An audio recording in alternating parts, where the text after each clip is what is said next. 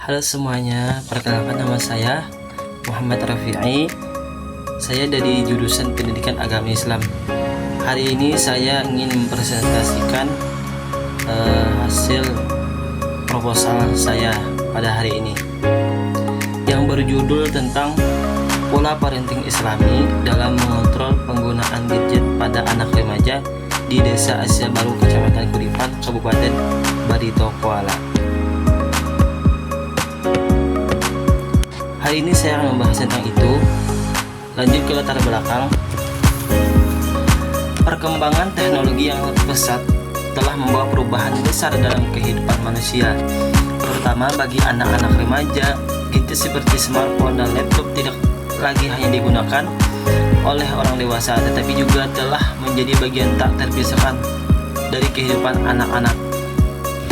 Kemudian, akses informasi, komunikasi, dan hiburan yang ditawarkan oleh teknologi digital menjadi gadget sebagai kebutuhan utama di era modern. Di balik manfaat tersebut, terdapat tantangan besar terkait dampak negatif penggunaan gadget yang berlebihan pada perkembangan anak remaja. Ketergantungan yang tinggi terhadap teknologi dapat menghambat interaksi sosial, menyebabkan kecanduan ginjal, serta berpengaruh terhadap perkembangan kognitif dan emosional mereka. Selain itu, fenomena meningkatnya penggunaan gadget ini sejak usia dini menjadi perhatian banyak pihak, termasuk orang tua, pendidik, dan pemerintah. Anak-anak yang terlalu sering terpapar layar berisiko mengalami gangguan dalam keterampilan sosial, penurunan konsentrasi, serta pola tidur yang tidak teratur. Oleh karena itu, peran parenting sangat penting dalam mengawasi dan membimbing anak dalam penggunaan gadget agar tetap dalam batas yang wajar. Dalam ajaran Islam dan regulasi pemerintah seperti Undang-Undang Perlindungan Anak ditegaskan bahwa orang tua memiliki tanggung jawab dalam mendidik dan melindungi anak dari dampak buruk teknologi. Dengan pengasuhan yang tepat, anak-anak dapat memanfaatkan teknologi secara positif tanpa mengorbankan perkembangan fisik, mental, dan spiritual mereka. Lanjut di definisi operasional. Di sini ada beberapa definisi operasional. Yang pertama, pola parenting Islami. Nah, jadi pola parenting Islami inilah pola asuh yang atau pola yang jadi orang tua mendidik anak kepada anaknya dengan cara Islam. Yang kedua, penggunaan gadget. Nah, penggunaan gadget ini contohnya seperti tadi smartphone, laptop, dan teknologi yang lainnya. Kalau ini di era digital, sekarang ini di zaman era Gen Z, perkembangan teknologi ini semakin berkembang dan semakin memesat. Dan selanjutnya kita membahas tentang fokus penelitian. Nah, di sini ada beberapa fokus penelitian punya saya. Yang pertama itu ada masalah apa saja yang dialami orang tua dalam mendidik anak di era digital. Yang kedua, upaya orang tua dalam mengatasi masalah penggunaan gadget pada anak remaja di era digital di Desa Asia Baru.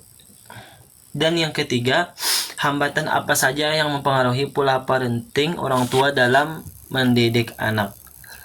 Lanjut ke tujuan penelitian. Ada 3 juga. Yang pertama, untuk mendeskripsikan masalah apa saja yang dialami orang tua dalam mendidik anak di era digital sekarang. Dan yang kedua, mendeskripsikan upaya orang tua dalam mengatasi masalah penggunaan gadget pada anak remaja di era digital. Dan yang ketiga, untuk mendeskripsikan hambatan apa saja yang mempengaruhi pola parenting orang tua dalam mendidik anak. Lanjut ke signifikansi penelitian. Nah, ada 2 manfaat. Manfaat yang pertama adalah manfaat teoritis. Hasil dari penelitian ini tentu diharapkan dapat memberikan pembahasan menjadi bahan informasi terutama bagi orang tua mengenai pola parenting Islami dalam mengontrol penggunaan gadget pada anak remaja di era digital. Dan yang kedua, manfaat praktis. Secara praktis, penelitian ini diharapkan dapat memberikan manfaat yang besar bagi yang pertama, bagi UIN Antasari Banjarmasin, dan yang kedua, bagi orang tua, dan yang ketiga, bagi peneliti, dan yang keempat, bagi si pembaca. Kita lanjut ke penelitian terdahulu.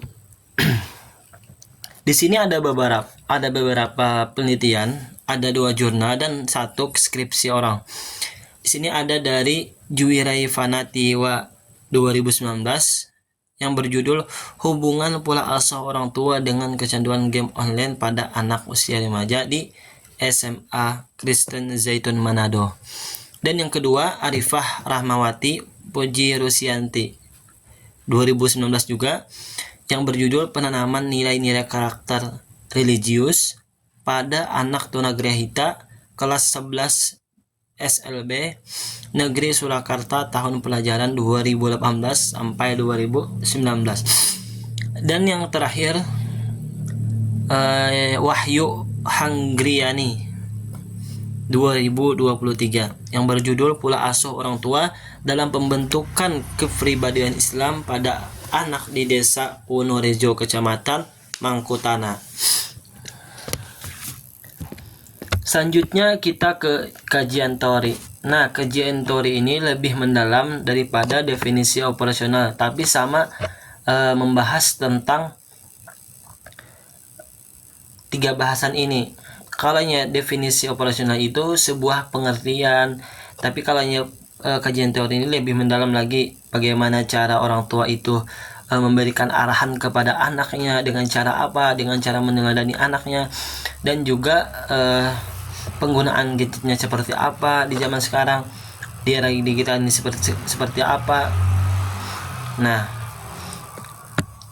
kita lanjut saja ke metode penelitian. Nah, di sini ada beberapa metode penelitian. Yang pertama, jenis dan pendekatan penelitian. Jenis penelitian ini adalah penelitian kualitatif yang merupakan metode penelitian yang menghasilkan data berupa deskripsi naratif. Nah, subjek dan objek penelitian ini yaitu yang pertama, orang tua dari beberapa masyarakat desa Asia Baru. Objeknya pada penelitian ini mengenai pola parenting Islami dalam mengontrol penggunaan gadget pada anak remaja di era digital yang ada di desa Asia Baru.